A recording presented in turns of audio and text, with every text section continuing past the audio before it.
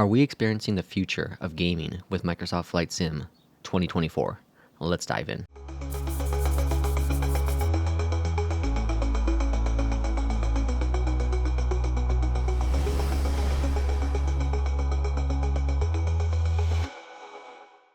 Microsoft entered the console gaming war back in 2001, and they sold 24 million copies of that initial Xbox. You remember the big Duke controller, the controller that really looked out of this world? Well, 24 million, it sounds decent, but when you compare it to, let's say, the initial PlayStation that launched back in 1994, it sold 102 million. So put this in a little bit of perspective. The initial Xbox, 24 million. The lowest Sony console that ever sold was the PS5, which is the current generation of the Sony consoles, and that sold currently 75 million.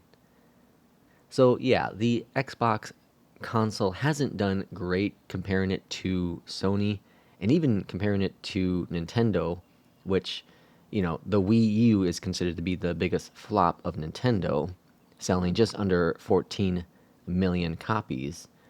The best-selling console that Microsoft released was the 360. There are so many people that had a 360 that I know of. You were at that time either a 360 user or a PlayStation user.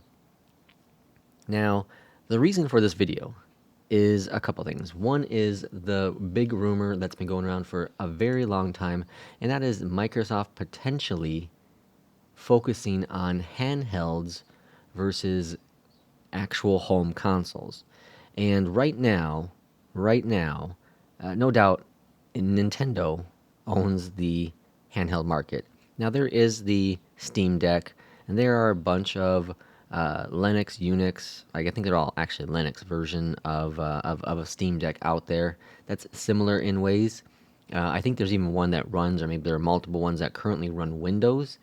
But one thing that Microsoft has done is they've taken their Surface line and they focused really hard and made sure that all their Surface devices are the same.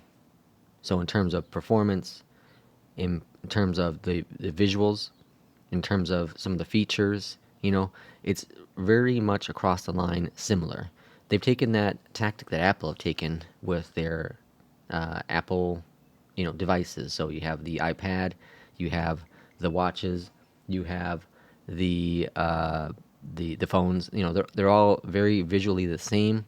The biggest difference is that they have different features. So what does this mean when it comes to the Flight Sim world? Well, Flight Sim 2024, as you are aware, for the better or worse, is all cloud-based gaming. The initial installation of Flight Sim 2024 is a whopping 30 gigabytes, down from the massive over 100 gigabyte download with 2020. And of course, the 2020 download is all the world updates, all the sim updates, etc. But with 2024, we are in the future of gaming because more and more things are going to be moved to the cloud. And that allows less resources to be used on your system. And that's where I think what we're going to see with the handheld market from Microsoft.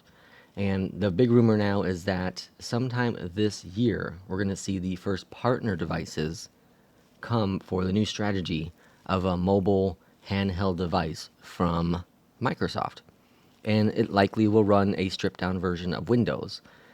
It will probably run Windows S mode, which I believe all of the tablets of the Surface run initially in S mode, and then you can easily exit the S mode if you want to. And S mode is mostly a stripped down version of Windows with some of the things not running in the background. It also doesn't allow you to install an executable file however you like. You do have to download things only through the the Microsoft Store. So there's a chance they can do that. And that wouldn't be a bad idea, because they could somehow figure out a way to get, allow you to download stuff directly through the Microsoft Store, but also through the Xbox marketplace, the Xbox app. And that wouldn't be too difficult because they own all of it, right? And that includes Flight Sim. So then you could use Flight Sim.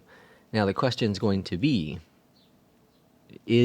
are they going to take the same approach that Sony took initially with their little handheld device, which was, in a way, it was cloud-based as well, because it was, from my understanding, it's you're running the game on your console, your PlayStation 5, and then that's going to the network.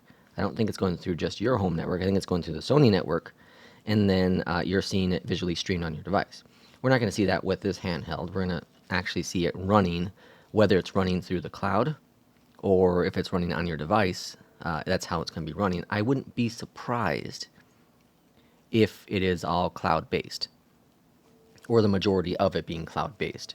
And that's why I say the test bed here is Flight Sim for Sobo, helping Microsoft and see if they can achieve this goal. And I don't think everything's going to be streamed to the cloud. You know, they can't do that with every title. Some titles are very fast-paced. Some have higher level detail. You know, you can do this with Flight Sim because with Flight Sim, you can stream all this photogrammetry. Because while a lot of it can look really, really good, there are a lot of it that doesn't, right? It's a lot of mixture of just some meshes and colors. And so that doesn't require that much data to go through.